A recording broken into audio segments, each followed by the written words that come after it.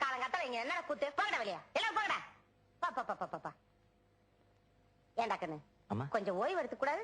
சரிம்மா ஓய்வு எடுத்துக்கப்பா.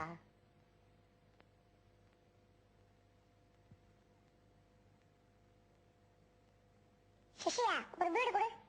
ஏய் சின்ன பசங்க பீடி குடிக்கூடாடா. அண்ணா நான் உன்னை விட 10 வயசு பெரியவன் தெரியுமா?